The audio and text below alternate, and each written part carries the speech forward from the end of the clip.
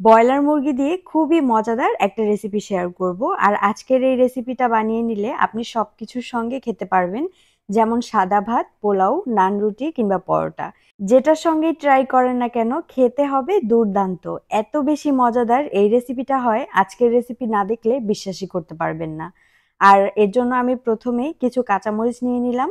তরকারিতে যেই পরিমাণ ঝাল খেতে চান সেটা বুঝে কাঁচামরিচটা ব্যবহার করতে হবে। কারণ এই তরকারিতে লাল মরিচের গুঁড়া কোনোভাবেই ব্যবহার করা যাবে না।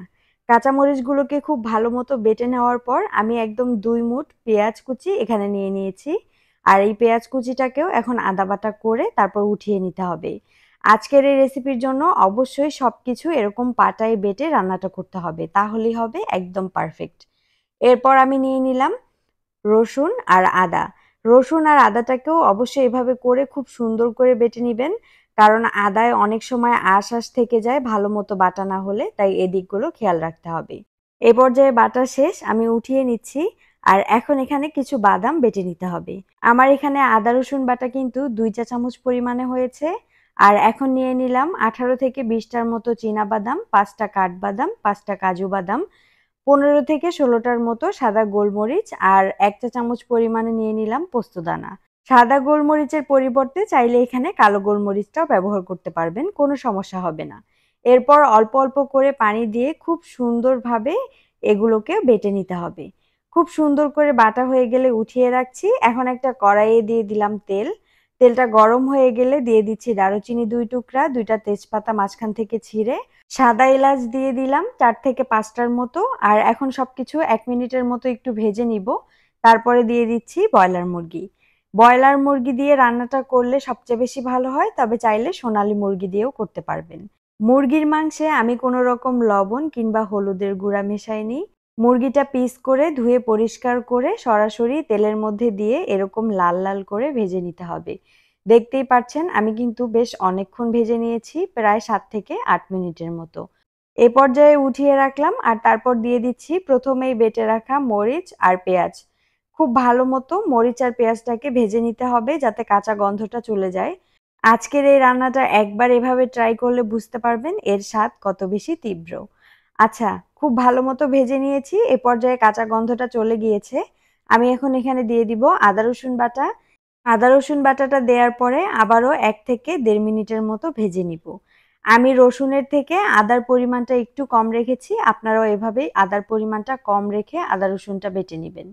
আদা রসুন বাটার কাঁচা গন্ধটা চলে গেলে দিয়ে দিলাম পানি সামান্য পরিমাণে।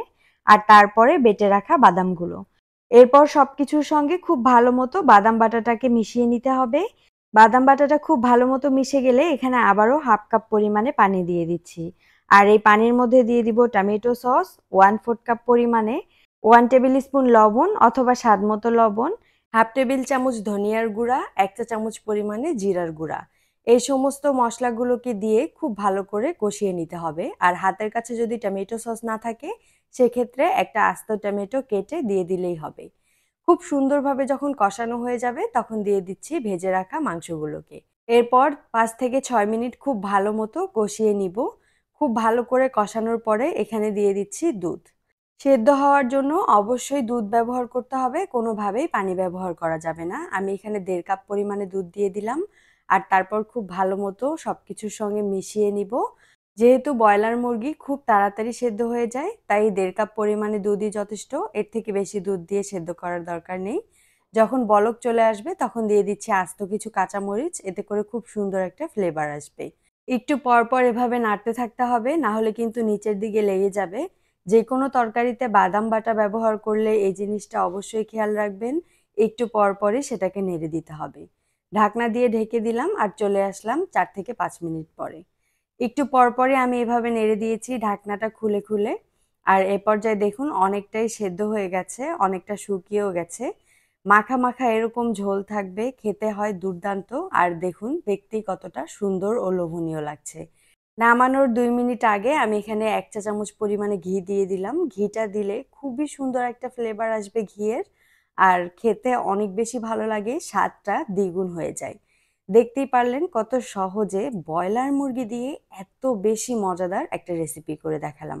আশা করব রেসিপি আপনাদের সবার কাছে ভালো লাগবে। রেসিপি ভালো লাগলে অবশ্যই বাড়িতে ট্রাই করতে ভুলবেন না। আজকের মতো এই পর্যন্তই। আল্লাহ হাফেজ। আসসালামু আলাইকুম।